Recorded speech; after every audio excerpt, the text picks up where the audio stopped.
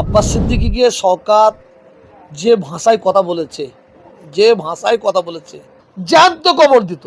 হয় বন্ধ করবেন, না হলে এর পরে খাতা খুলে দেবো। আপনার বিষয়ে আমি অনেক কিছু জানি, আপনার খাতা খুলে দেবো যদি রাম রহিমের মতো ব্যবহার করেন। এই সম্পর্কে আপনি কি বলবেন?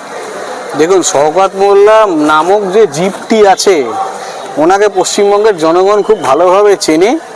যেখানে আমাদের রাজ্যের চোর মুখ্যমন্ত্রী তাকে সার্টিফিকেট দেয় একবার বোমবাদিস প্রকাশ্য জনসভায়, দ্বিতীয়বার বলে কোনো একটা চার পায়ার সাথে তুলনা করে, তাহলে এরম ব্যক্তি যে এরকম বলবে সেটাই খুব স্বাভাবিক। তার শিক্ষাগত যোগ্যতাও আপনারা সবাই জানেন, আর তার মতো শিক্ষাগত যোগ্যতার মানুষ এই কথা বলবে না এটা হতে পারে না। তো তার শিক্ষার পরিচয় সে দিয়েছে, তার যতটুকু শিক্ষাগত যোগ্যতা তার বিরুদ্ধে তার ভিত্তিতে যেটুকু বলার সে সেটাই বলেছে। আমরা জানি তোহা সিদ্দিকী তৃণমূল ঘেঁষা, তাহলে শওকত মোল্লার বিরুদ্ধে মন্তব্য করছে কেন? শওকত মোল্লা তার খাতা খুলে দেবে মানে বলছে, মানে কি তার কোনো কুকীর্তির ফাঁস করে দেওয়ার বলছেন? ফাঁস করে দেয় এটা তো বলতে পারবো না, এটা তো ওদের দলীয় কোন্দল। এবার কেউ কোনো জিনিসে প্রতিবাদ করলেই শওকত মোল্লা, আমার খুব মনে হয় ও নিজে চাপে আছে কাসেম সিদ্দিকীর জন্য। তো উনি এখন দলের নাম্বার বাড়াতে তোহা সিদ্দিকীকে উল্টোপাল্টা বলে যদি দলের নাম্বার বাড়িয়ে 26-এর টিকিটটা পায়, সব থেকে বড় কথা হচ্ছে ও 26-এ বিধানসভা লড়তে পারবে কিনা সেটা একটা সন্দেহজনক ব্যাপার। কারণ ওর বিরুদ্ধে যেভাবে কেন্দ্রীয় গোয়েন্দাকারী সংস্থা যা করেছে বা যা সমস্ত হয়ে আছে, তাতে সন্দেহ আছে ও নমিনেশন দিতে পারবে কিনা। আগেও নমিনেশন দেওয়ার কথাটা ভাবুক। নওশাদ সিদ্দিকী একদিকে দাবি করছে তৃণমূল তাকে অফার দিচ্ছে তৃণমূলে যোগদান করার জন্য, আর এদিনে দেখলাম একটা বাইরে তৃণমূলের স্পোর্টস পার্সন তিনি বলেছেন নওশাদ সিদ্দিকী মমতা ব্যানার্জির বিধানসভায় মমতা ব্যানার্জির পায়ে ধরে একটা সিট চেয়েছিল। এই বিষয়ে আপনি কি বলবেন? নওশাদ সিদ্দিকী ওর কাছে সম্ভবত যে বলেছিল তার নাম রিজু ঘোষ, হ্যাঁ, আমি যদি খুব ভুল না করি, ওর কাছে এই তথ্য যদি থাকে তাহলে ও সেটা সবার মিডিয়াতে করছে না কেন, মানে সংবাদ মাধ্যমে আনছে না কেন? পায়ে ধরেছে এবং সেই তথ্য যদি থাকে তাহলে সেটা বলুক মিডিয়াতে, আর তার থেকে বড় কথা সেই প্রমাণ দিক। এসব কিছুই না, এসব হচ্ছে নওশাদ সিদ্দিকীর জনপ্রিয়তাতে চোর মমতা ভয় পেয়েছে, আর ভয় পেয়েছে বলেই তাকে 14বার কেস দিয়ে মানে ঢোকানোর চেষ্টা করে। তারপর কোর্টে গিয়ে জুতোর বাড়ি খেয়ে পিআর বন্ডে বেল নেওয়ার পর রাজ্য সরকার চোর মমতা জুতোর বাড়ি খায় গালের মধ্যে।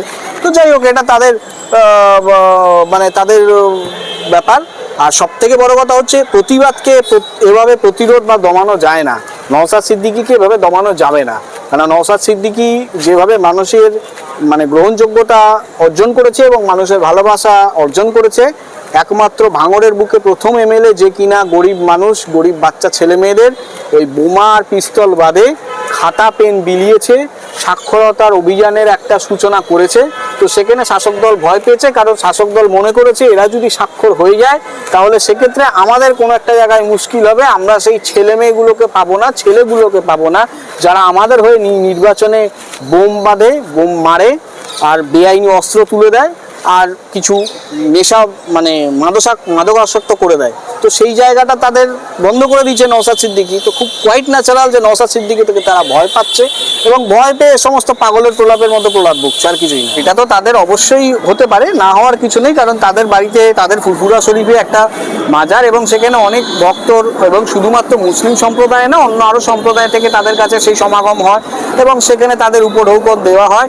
এবং তার ভিত্তিতে যদি তাদের কাছে ইলিগালি কিছু থাকে বা তাদের কাছে যদি কোনো রকম কিছু প্রমাণ থাকে যে নওশাদ সিদ্দিকী কোনো কিছু ইলিগাল কাজ করছে, তাহলে তো রাজ্য পুলিশের সিআইডি সংস্থা আছে, তদন্তকারী সংস্থা, ইনভেস্টিগেট করুক, ফাইল ফরওয়ার্ড করুক সিবিআইতে। তাহলে বসে আছেন কেন? না, ওইসব কাগজে বাদ কেন বলছে? উনি বলতে চাইছে যে 30 কোটি টাকা যেখানে কাট পড়ায় তাহলে সে টাকার হিসেব দেওয়ার দিক, সে টাকার হিসেব নিশ্চয়ই সে দিয়েছে।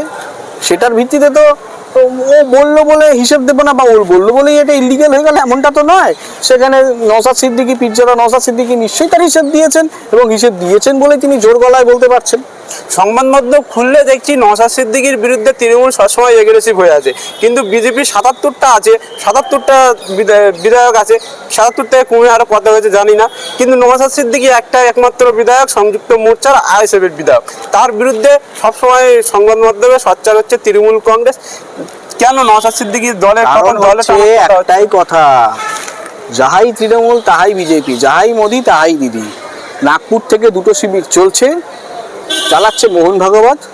এটা খুব পরিষ্কার কথা, পুতুল নাচের মতো দুজনকে নাচাচ্ছে, এই হচ্ছে কথা। তাই জন্য রাজ্য তৃণমূলের কট্টর বিরোধিতা বিজেপি করলেও বিজেপির বিরুদ্ধে কোনো কেস হবে না। আর কেন কেস হবে না? মমতাকে সাহারা নিতে হবে ইডি সিবিআই থেকে বাঁচতে, পরিষ্কার কথা। এটা খুব সেটিংয়ের গল্প। হচ্ছে আপনার মনে প্রতিবাদ করতে গেলে প্রতিবাদের কণ্ঠ দমানো, প্রতিবাদের কণ্ঠ রোধ করার একটা চেষ্টা বা প্রয়াস 2011 থেকে আমাদের রাজ্যে শুরু হয়ে গেছে। আজকে 2025, হোয়াইট ন্যাচারাল শুরু হবে এবং চলবে। যতদিন চলবে ততদিন চলবে যতদিন পর্যন্ত এই চোর মুখ্যমন্ত্রী অপদার্থটা 14 তলা থেকে না নামছে। এবার মানুষের ওপর ডিপেন্ড করে মানুষ কি করবে, 2026-এ কোন সরকারকে আনবে। যে সরকার মানুষের প্রতিবাদের কণ্ঠ রোধ করে, নাকি যে সরকার মানুষের প্রতিবাদের ভাষাকে ওপর জায়গা পর্যন্ত পৌঁছে দেয়, যে সরকার এমপ্লয়মেন্ট দিতে পারে না, যে সরকার আকণ্ঠ দুর্নীতিতে নিমজ্জিত, যে সরকারের আমলে দুর্নীতি লালিত পালিত হয়েছে, দুর্নীতির সব থেকে বড় মাথা হচ্ছে অপদার্থ মুখ্যমন্ত্রী, তাহলে মানুষ বিচার করুক কোন সরকারকে আনবে। দীপক ব্যাপারীর সাথে কোনো রকমভাবে কোনো সেটিং হয়তো হয়েছে, সেটা আইপ্যাকের সাথে হোক বা যে কোনো সংগঠনের সাথে হোক, হয়তো হয়েছে, সেটা আমি জানি না। তবে ও করছে, ওর যদি প্রমাণ থাকতো তাহলে প্রমাণ পক্ষে তো আসতে তো হবে। বেঙ্গসাল কোর্টে তো অলরেডি মানহানি মামলা হয়েছে, তো সেখানে যেহেতু মামলা এটা সাবজুডিস ম্যাটার, তো এই ব্যাপারে কোনো মন্তব্য না করাই ভালো। পরবর্তীতে যখন দীপক ব্যাপারী আসবে তখন ব্যাপারটা বুঝে নেওয়া যাবে। যে বিজেপির কোনো ক্যান্ডিডেটকে নওশাদ সিদ্দিকী যদি হারাতে পেরেছে, তাহলে আমি আইএসএফে যোগদান করব। নওশাদ সিদ্দিকীর উপরে স্যার যত রাগ কেন? এবার সেটা দীপক ব্যাপারী ভালো বলতে পারবে, কারণ দীপক ব্যাপারীর হয়তো কোনো স্বার্থ ক্ষুণ্ণ হয়েছে, আর হয়তো দীপক ব্যাপারীর কোনো জায়গায় আতে ঘা লেগেছে, যার জন্য। কারণ তাদের বক্তব্য বিজেপিকে হারাতে পারে তৃণমূল, ও পরিষ্কার সেই ইন্টারভিউতেও বলেছে। তো সেই জায়গায় দাঁড়িয়ে দুর্নীতিটা তাদের কাছে ম্যাটার করে না, তাদের কাছে জাতপাতের হিড়িক তুলে দেওয়া হচ্ছে, এবং দুর্নীতিটাকে ধামাচাপা দেওয়ার জন্য, আনএমপ্লয়মেন্টকে ধামাচাপা দেওয়ার জন্য, এই হিন্দু মুসলমানের জিগির তুলে এই জাতপাতের নামে বজ্জাতি করা যদি কেউ করে, তাহলে রাজ্যের অপদার্থ মুখ্যমন্ত্রী চোর মুখ্যমন্ত্রী, এবং দেশের যে প্রধানমন্ত্রী আছেন উনি। আইন স্থগিত রাখার কোনো দরকার নেই, কি বলবেন? দেখুন, সেটা যদি হয় তাহলে সেটা অবশ্যই ঠিক, কারণ সুপ্রিম কোর্টের রায়ের বিপরীতে গিয়ে যদি সেটা তাদের কারোর পছন্দ নাই হতে পারে, সেখানে রিভিউ করতে পারে, এবং সেখানে বিচার ব্যবস্থার প্রতি পূর্ণ আস্থা আছে। বিচার ব্যবস্থা যেটা রায় দিয়েছে সেটা মেনে নেওয়া। আরো সুপ্রিম কোর্ট বলেছে যে সমস্ত সম্পত্তি ওয়াকফ বোর্ডের আছে তার সমস্ত রেজিস্ট্রেশন করতে হবে ম্যান্ডেটরি। সেটা নিশ্চয়ই তাহলে কি করে করবে? 300 বছর 100 বছর, তারা বলছে 100 বছর 200 বছর আগে সম্পত্তি, আমরা কিভাবে রেজিস্ট্রেশন করব? দেখুন, সুপ্রিম কোর্ট যেটা বলেছে সেই রায়ের বিপরীতে গিয়ে কিছু বলাটা ঠিক হবে না। এখন সুপ্রিম কোর্ট যে রায়টা দিয়েছে সেটা মেনে নেওয়াটাই ভালো, এবং তারপরে দাঁড়িয়ে যদি কোনো রকম কোনো কিছু হয়, পরবর্তীকালে রিভিউ পিটিশন হয়, এবং রিভিউ পিটিশন হলে পরে তখন সেটা দেখা যাবে। Thank you.